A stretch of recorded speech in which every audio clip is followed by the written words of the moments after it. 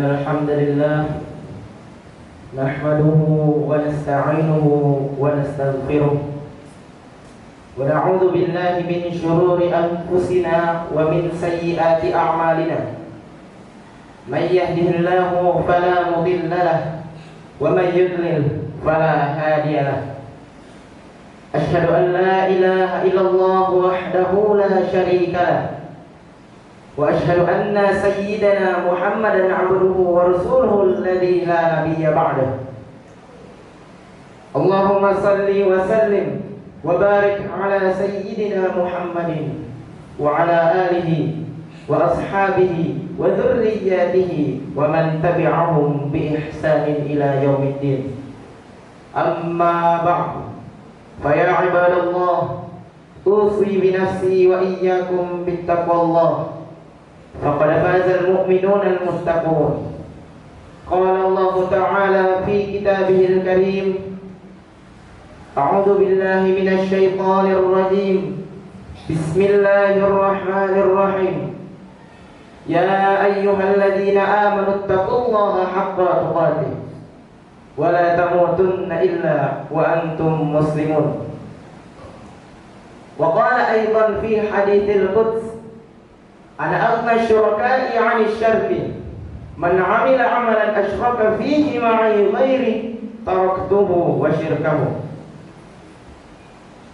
Puji syukur kehadirat Allah Subhanahu wa Ta'ala yang masih sampai detik ini tak henti-hentinya melimpahkan nikmatnya, tak henti-hentinya melimpahkan rahmatnya kepada kita. Di antara nikmatnya ada nikmat yang namanya nikmat sehat dan nikmat sempat.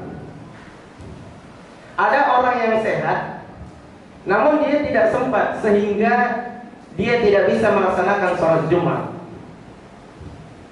Ada orang yang sempat, namun dia tidak sehat sehingga dia tidak bisa melaksanakan sholat Jumat. Ada orang yang tidak sehat, bahkan dia tidak sempat sehingga dia tetap tidak bisa melaksanakan sholat Jumat. Maka bersyukurlah kita menjadi golongan yang sehat dan juga kita sempat sehingga kita bisa melaksanakan sholat Jumat. Semoga sholat Jumat kita pada hari ini diterima di sisi Allah Subhanahu wa Ta'ala. Amin amin ya rabbal alamin. Salawat berangkaikan salam kita hadiahkan kepada junjungan kita Nabi besar Muhammad sallallahu alaihi wasallam yang bahkan belum pernah bertatap muka dengan kita, bahkan belum pernah memulai pembicaraan walau satu huruf pun dengan kita.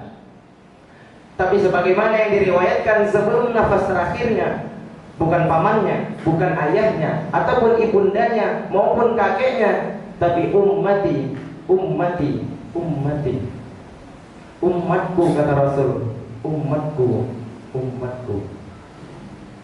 Semoga kita mendapatkan syafaat beliau di yaumil akhir kelak. Amin amin ya rabbal alamin. Jamaah Jumat rahimakumullah, tiada maksud lain bagi Allah Subhanahu wa Ta'ala dalam menciptakan manusia melainkan untuk beribadah kepadanya. Segala amal perbuatan yang kita lakukan dalam aktivitas kita sehari-hari, baik bernilai besar maupun kecil, terbuka maupun tertutup, terang-terangan maupun tersembunyi, di dunia nyata atau bahkan di dunia maya, semuanya terliput ke dalam satu universal yang dinamakan dengan dimensi ibadah, yakni pengabdian serta persembahan diri kita kepada Allah Subhanahu wa Ta'ala. Allah Subhanahu wa Ta'ala berfirman: "Wa ma khalaqatul jinna wal insana illa liya'budun." Tidak aku ciptakan jin dan manusia, kata Allah, melainkan untuk beribadah kepadaku. Dalam mempersembahkan amal ibadah kita kepada Allah, ada 3 kunci yang harusnya kita kuasai. Kunci yang pertama adalah bagaimana bentuk niat kita dalam menjalankan amal ibadah tersebut. Kunci yang kedua adalah bagaimana amal ibadah tersebut kita lakukan, bagaimana amal ibadah tersebut kita laksanakan. Dan kunci yang ketiga atau kunci yang terakhir adalah manfaat apa serta dampak apa yang bisa kita peroleh dari amal ibadah yang sudah kita lakukan. Jika ketiga kunci ini sudah kita pegang, niscaya amal ibadah kita akan diterima di sisi Allah Subhanahu wa Ta'ala. Jamaah Jumat rahimakumullah, tantangan kita hari demi hari sudah tentu semakin berkembang. Kenapa? Faktor utamanya adalah semakin terbukanya ruang sosial antara kita dengan orang lain. Apa faktornya? Kehadiran gadget lah yang membuka faktor ruang sosial itu seluas-luasnya, seolah-olah tidak adanya batas antara kita dengan orang lain. Sehingga otomatis kualitas serta kuantitas kita, bahkan keikhlasan kita dalam beribadah terus teruji dan terus teruji.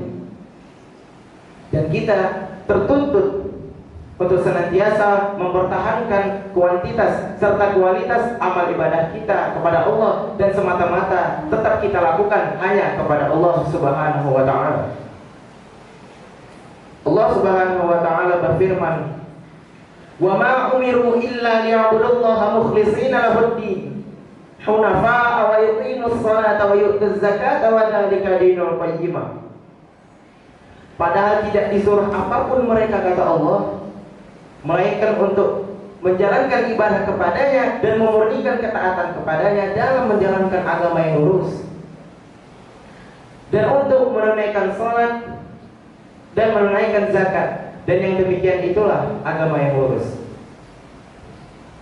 Jamaah Jumat rahimakumullah, dalam mempersembahkan amal ibadah kita kepada Allah Subhanahu wa Ta'ala, ada 3 sifat yang harus kita jauhi, yakni sikap riya, sikap ujub, dan juga sum'ah.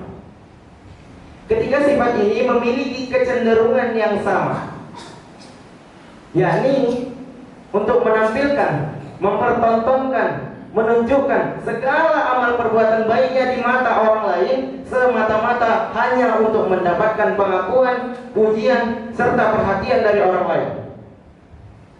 3 sikap ini jangan sampai sesekalinya mengotori kualitas amal ibadah kita. Sebab bukan hanya saja amal ibadah kita berpeluang menjadi batal, kita lantas terjerumus ke dalam yang namanya jurang kesyirikan. Na'udzubillah, semua na'udzubillah. Allah Subhanahu wa Ta'ala berfirman dalam sebuah hadis qudsi. Apa kata Allah? Ana aghna syuraka'i 'anil syarki, man 'amila 'amalan asyraka fihi ma'i ghairi taraktuhu wa syirkahu. Aku, kata Allah, adalah yang paling tidak butuh sekutu. Barang siapa di dalam amal ibadahnya dia mempersekutukan aku dengan selain aku, kata Allah, niscaya aku tinggalkan dia dan juga sekutunya. Jamaah Jumat rahimakumullah, dalam aktivitas kita serta unjuk diri kita di media sosial, kita haruslah senantiasa mengedepankan yang namanya sikap kehati-hatian. Kenapa? Boleh jadi tanpa kita sadari kita memposting diri kita di media sosial sebagai seolah-olah seorang yang soleh, namun semata-mata hanya demi mendapatkan pengakuan, perhatian, serta pujian dari orang lain. Alangkah baiknya jika kita melakukan suatu amal ibadah, cukuplah kita sendiri yang tahu, tanpa perlu untuk diketahui oleh orang lain.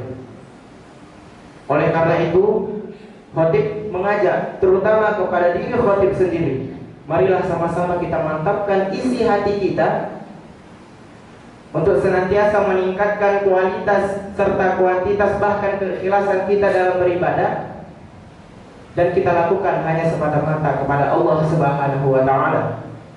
Sebab cari perhatian kita sama Allah itu jauh lebih baik, jauh lebih tinggi derajatnya dibandingkan cari perhatian kita dengan manusia.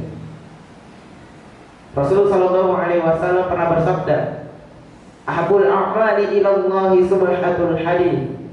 Qalu wa ma subhatul hadith ya Rasulullah? Qala ar-rajulu yusabbihu wan nasu yatakallamun. Amal ibadah yang paling dicintai oleh Allah Subhanahu wa taala adalah subhatul hadith. Lantas bertanyalah para sahabat pada waktu itu, apa itu subhatul hadith ya Rasulullah? Rasulullah sallallahu alaihi wasallam pun menjawab, subhatul hadith adalah orang yang rela menyucikan, bertasbih, menyebut nama Tuhannya dikala orang lain tengah mengobrol. Barakallahu li wa lakum fil Qur'anil azim wa nafa'ani wa iyyakum bima fihi minal ayati wadh dzikril hakim. Aqulu qawli hadza wastaghfirullah li wa lakum.